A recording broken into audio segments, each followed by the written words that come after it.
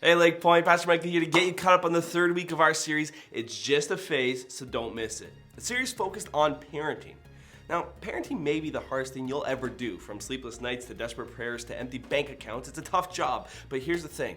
God's not calling us to be perfect parents, He's calling us to be proactive parents, where we partner with Him in the growth and development of our kids. And a helpful way to make proactive parenting a lot easier is to divide it into phases.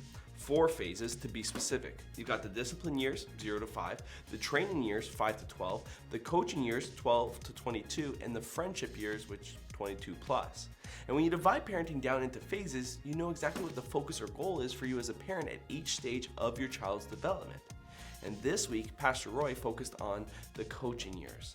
This is a stage where you begin to loosen your grip a little and allow your kids to put what they've been taught to the test. Of course, with the safety net of home, should they fail.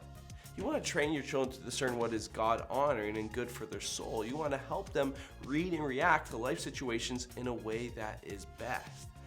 So, Pastor Roy shared 3 coaching strategies you can use to navigate this important phase.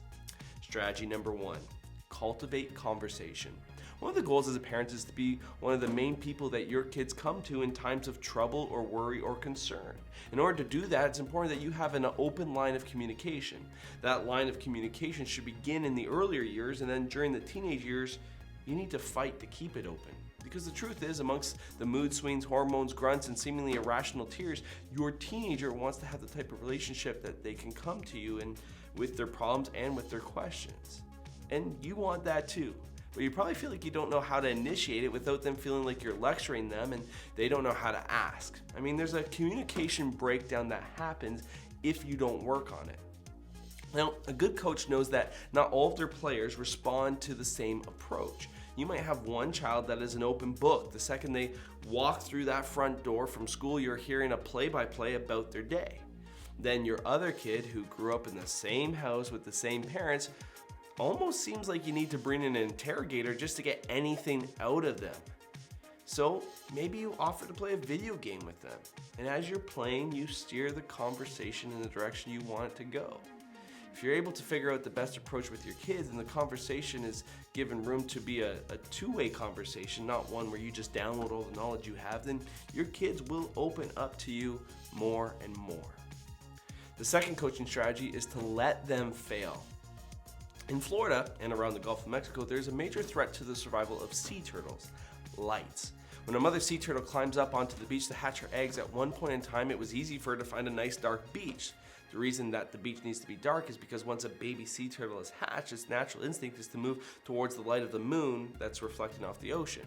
It's important that this happens in its first moments, but as developments popped up and more lights appeared, there was an alarming number of cases of sea turtle disorientation. The sea turtles would head to the artificial lights, and many of them would end up dying of dehydration or baked in the sun the next day or run over by cars. In the state of Florida, regulations during the hatching season have been put in place near many beaches, asking businesses and residences to put a shield on their lights or change the color to red or orange. Whites and blues mimic the moon and are the problem. So what's the point of sharing that? Well, as a parent, there are many lights pulling your kids in the wrong direction. Your job is to point them towards the light of the world that will not bring them harm. You coach them and you cheer them on. Encourage them to get connected into their faith community. The biggest factor of whether they will leave the house and continue to pursue faith is if they own their faith for themselves. And as much as we as parents can be one of the biggest factors in their faith development, they need other people in their lives affirming that as well. When your child hears the same message and values from other adults like youth leaders that are giving the same message that you're giving at home, then this kind of reinforces for them and they learn that this isn't just mom or dad's opinion.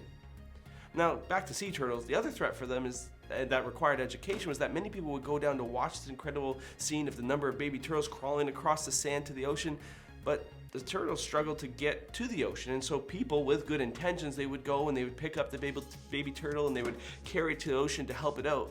But when that turtle hit the water, it would drown.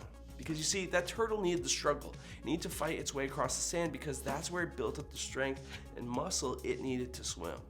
The struggle produces strength.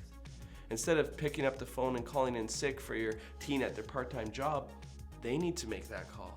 Instead of doing their homework for them or coaching them and instead of doing their homework for them, you need to coach them and encourage them to persevere through that battle, through those tough things. They need to struggle to build that muscle for when they leave home, because the struggle produces strength. The third and the final coaching strategy is to be interested in what interests them.